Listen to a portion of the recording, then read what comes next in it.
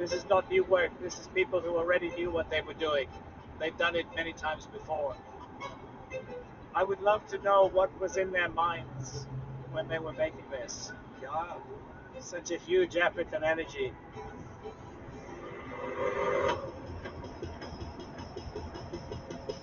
The geoglyph building project is a compelling mystery, one that scores of researchers are now grappling with.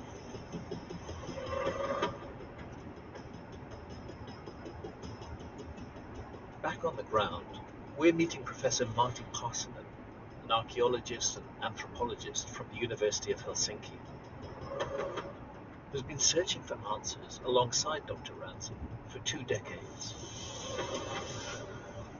Clearly we're looking at an enormous phenomenon, not something small, and a phenomenon that shows knowledge of geometry and also a high level of organization must have been involved. I think so, because many of these are so complicated that it is necessary to have pre-plan how to do what and how to organize it.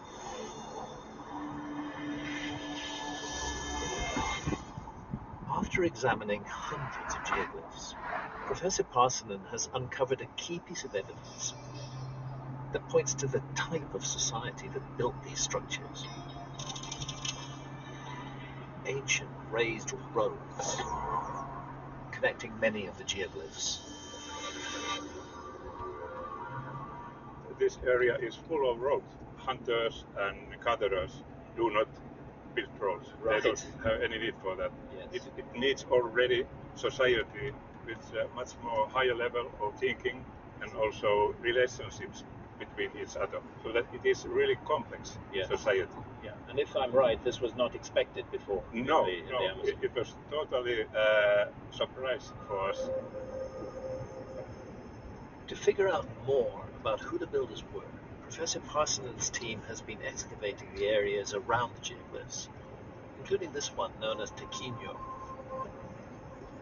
Archaeologically, tell me what you do find inside the earthworks. From Tequinho, we found 40,000 shards of ceramics. These shards were around 2,000 years old. The earthwork itself was dated to around 2,500 years ago, but the pottery was unexpectedly sophisticated. Most of it is of high quality, right, and polychromy. Right. Ceramics. So the polychrome is rather advanced. It's normally polychromy ceramic is considered to be part of civilization. The multicolored ceramics raise an unexpected parallel with another far-off culture known for their deep knowledge of geometry, the ancient Greeks. Generally, historians and archaeologists say that the Greeks were amongst the first to create geometry, but clearly we have to reconsider that view. I think that you are right, because this geoglyph culture is exactly the same time when the Greek culture had archaeological period, what has been called geometric Greek period.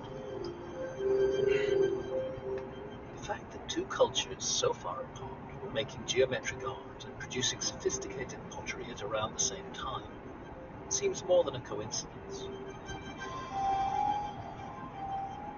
It's fascinating that we're seeing this parallel development of ideas between cultures that are completely unconnected. Exactly. I'm not suggesting the Greek and Amazonian cultures were in contact, but could both perhaps have shared a legacy of knowledge inherited from a vastly older civilization, one that traveled the earth in the night of time, leaving traces of its wisdom wherever it went. Now, the way that archaeology explains this is to say, well, look, we all have the same human minds, and so we're all going to do the same things. And the fact that they did them at the same time in widely separated geographical locations is just explained by that shared neurology. I'm afraid that just doesn't work for me. It's obvious, even from looking at the design, that there must be a background to this. This isn't something that just appears out of nowhere suddenly one night. So how far back can you trace the prehistory of this area? And is there any evidence that these places were special before the geoglyphs were put there? That's a very good question.